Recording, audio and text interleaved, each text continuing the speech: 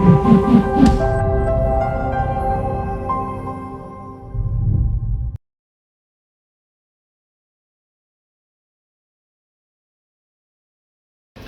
real estate nerds, this is Alex Yoder with Pro Tip Tuesday, my favorite day of the week. And today we are talking about House Bill 21-1121. And the reason that we're talking about this bill is that it's actually coming up. It is a formal bill now. It is coming up for testimony starting tomorrow at 1:30. And we actually started a call to action so that you can send letters to the legislators on this particular bill. If you go to the Colorado Springs Landlord Forum on Facebook, I provided a link that our friends at Shutter Sulzer law firm provided to us. And the CLLC is also kind of involved with doing a separate call to action. But we are very much in the mix of this and trying to do the best that we can to positively impact this legislation. So there are three things that I am concerned about. If you read through this bill, there might be a point or two besides the three things that I'm going to mention that you might be concerned about, but these are the top three things that I'm concerned about in this bill that you should be aware of. Number one, they're trying to change the 10-day notice period, the 10-day period to cure or quit, to a 14-day period. For those of you who don't know, it used to be a 3-day period.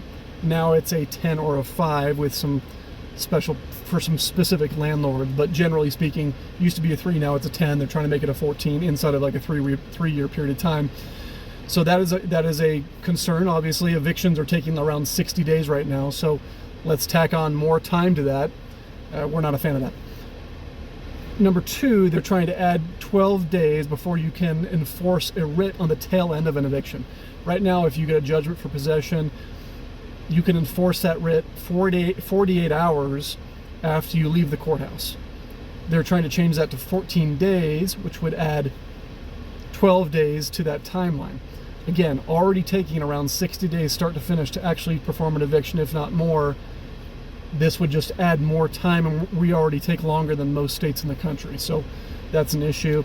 And then the third thing is they're trying to make it so that landlords cannot change cannot change the rent more than once in a 12-month period of time. So it's kind of a rent control type provision that prevents rental rate changes or increases during a 12-month period of time. Now, we of course object to that for many reasons, but the biggest of which is that landlords and tenants should be free to contract. And one of the examples that we gave is, let's say you have a landlord and a tenant, and the tenant's lease ends in January, and they're planning on buying a house in June.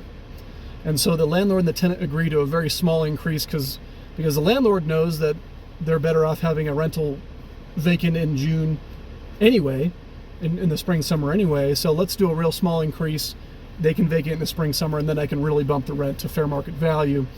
But then the tenant decides they want to stay in the property. This happens all the time. They decide, never mind, I want to stay in the home. The sales market's crazy. Let me just renew. Well, now the landlord's hands are tied or bound by what they agreed to in January. So what's going to happen is landlords are going to be less giving, less open to negotiation. They're going to lock in that more aggressive rate, which will be detrimental to tenants as well. Let's let adults be adults. Let's let parties negotiate and contract independent of a government mandated provision that prohibits these kinds of things. That's really it on that particular point. So those three things are the biggest concerns that we have. If you want to get involved, you can testify, but certainly at a minimum, you can click on the link for the call to action on the Colorado Springs Landlord Forum so that we can send some letters out on these points to the legislators who will be reviewing these bills in committee, in the House and the Senate, and so forth. So please do that if you have time. That is all for today. We'll see you next week.